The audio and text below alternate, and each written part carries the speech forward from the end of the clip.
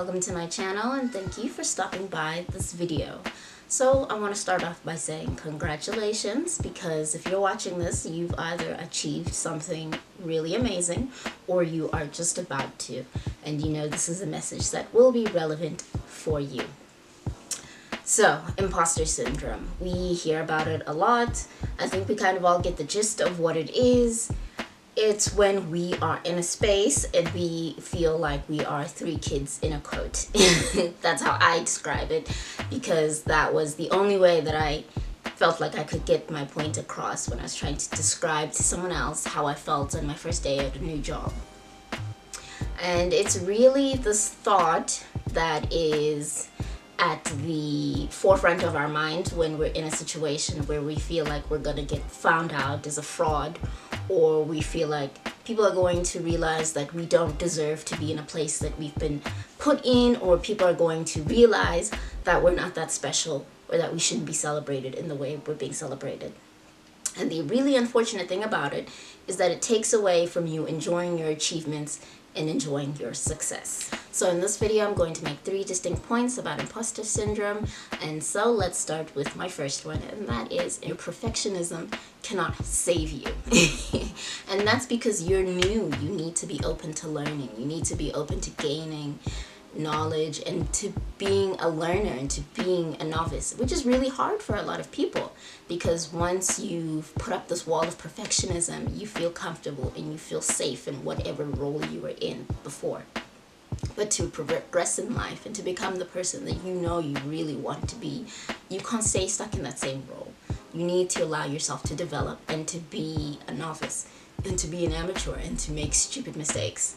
So you've gotten this new position or a new job, you're starting in a new role, and you're out of your comfort zone. So the one thing about imposter syndrome is that it comes out when you're feeling vulnerable. But the reason that it is playing out in your life is because there is already a level of self-doubt that has been bubbling under the surface your whole entire life or career or whatnot. And usually it comes from trauma. It comes from previous relationships, previous experiences where you felt like you weren't enough, you felt like you had to prove yourself constantly. And the way that we mask it is with perfectionism. And that's a really good way to mask it until you're put into a situation where you can't be perfect. And now you need to find new ways to cope, new ways to deal. Otherwise, you're going to spiral. So the thing about perfectionism and imposter syndrome paired together is that they only work for a certain period of time in certain places in certain very specific circumstances. And once you're out of those circumstances, now you're exposed, and now you need to figure out what's going on and you need to deal with the underlying issues. Now in psychology, there's a phenomenon called the spotlight effect, and that makes us think that we are the most important human being on earth. We are the main character and everyone is focused on us, and everyone can see our little mistakes and they're making really harsh judgments and putting us on this pedestal. And the way to overcome that, or the way to shift away from that perspective and have a better view of the situation, is to realize that everyone thinks they're the most important person in their life and is focused on themselves. Most people really don't care about you that much. And this should be a relief to someone who's suffering from perfectionism.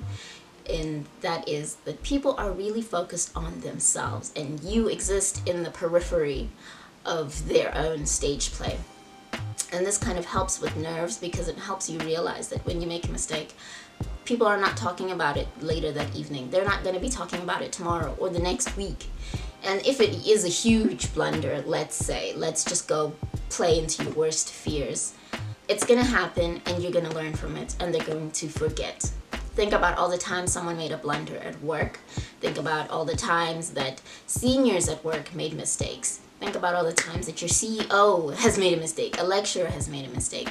Really important people who are really brilliant mess up sometimes. It's normal, it's part of being a human, and we get over it. We don't lose any respect for them, we just realize that they're human as well. Perfection is a really, really hard web to untangle, and so I'm not going to try and tackle that here. That takes a lot of work separately, but how to cope in a new situation with crippling perfectionism, I would recommend is that you, one, seek counsel from people you trust, people who've known you for a long time, because their perspective and their view of you is probably going to be truer and more realistic than the view that you hold of yourself, which is highly self-critical. And it's important to listen to them with an open mind, because they're going to tell you all the things that they know about you to be true. They're going to remind you of all the times you've overcame, and they're going to motivate you into believing in yourself. And this is why it's really, really important to keep such people around and to keep relationships with people who've known you and who've seen the real you. And I know sometimes we tend to think that, oh, you know, they're my friend, so they're gonna say something nice.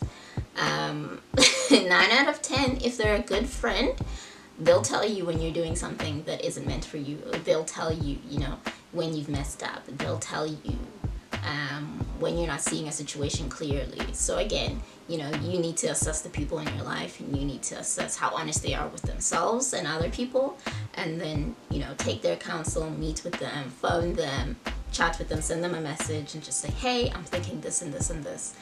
What do you think? I'd like to get your perspective.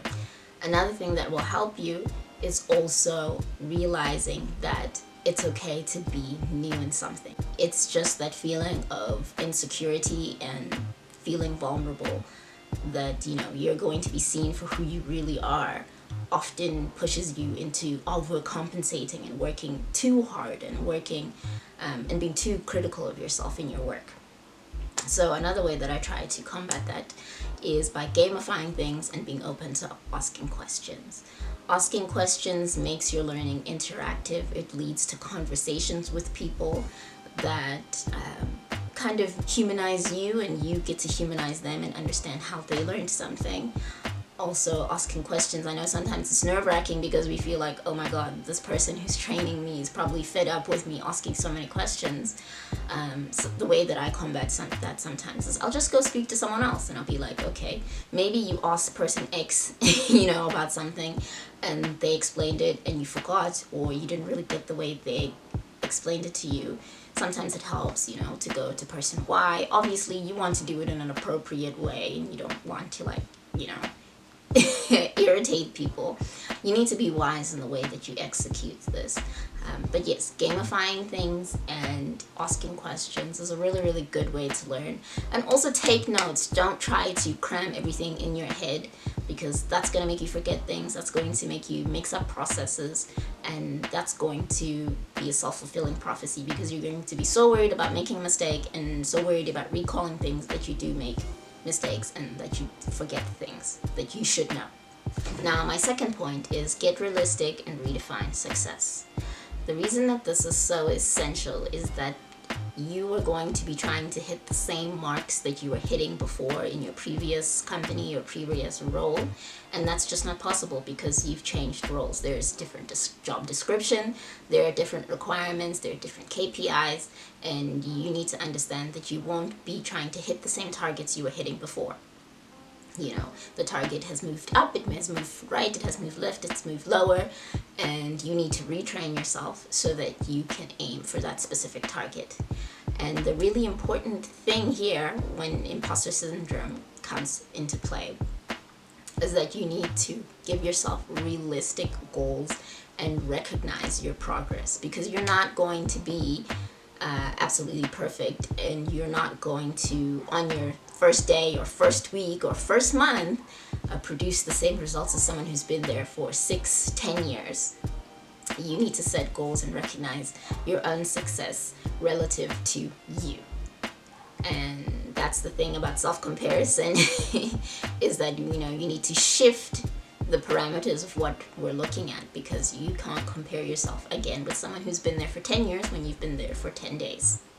And that might look like recognizing that, oh, you've caught on to one process, or oh, you've remembered the names of everyone on your floor, everyone in your department, or you've figured out the 5 things that you need to do at the end of the month, or you've realized that in a month or in 2 months of your job that you are now getting X and Y done really efficiently, and now your next goal is to hit A and B.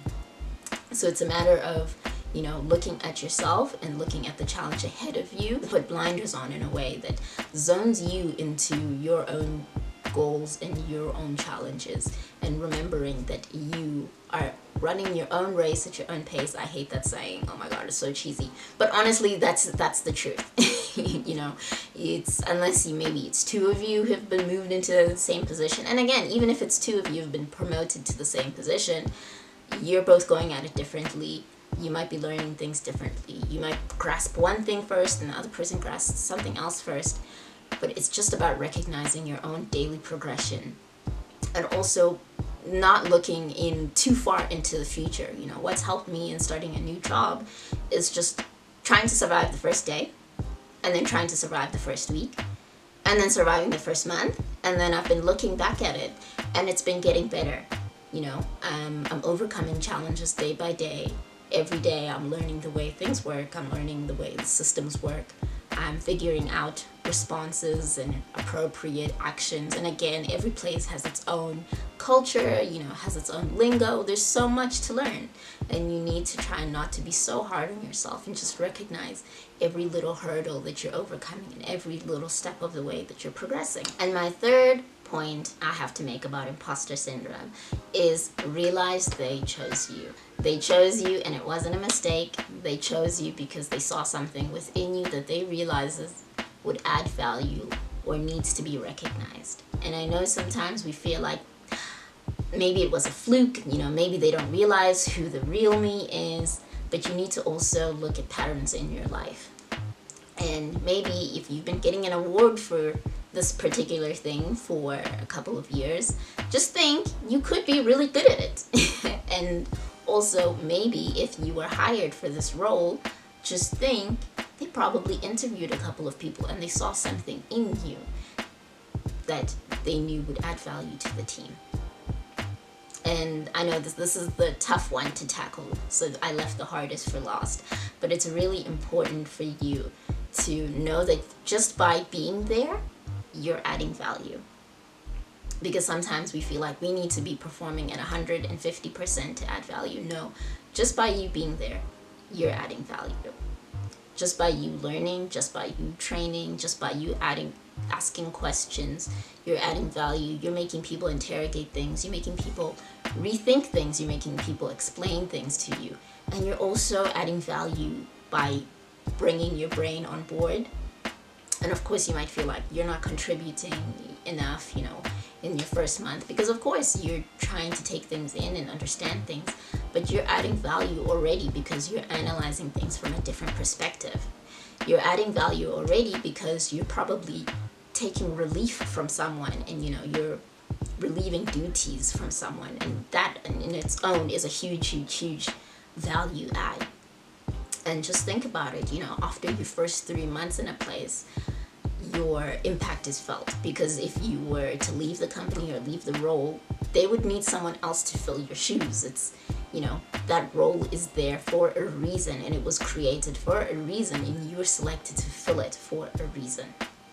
And I'm going to affirm you, if you didn't have a voice to affirm you, that you're in the right place at the right time, and you've been chosen for a reason. And I'm also kind of, affirming myself at the same time, because I'm human. I have doubts. I sometimes have insecurities, and sometimes I need reminders from people I care about. But really, the moral of my video is that you're not an imposter. It's a feeling. It's a thought process. It's very real, and you need to actively work against combating it. Thank you so much for watching my channel. Please like, subscribe, and you can suggest any other topic for me to cover. Stick around also for vlogs, lifestyle stuff, because I do be liking to do nice things. Alrighty then, ciao.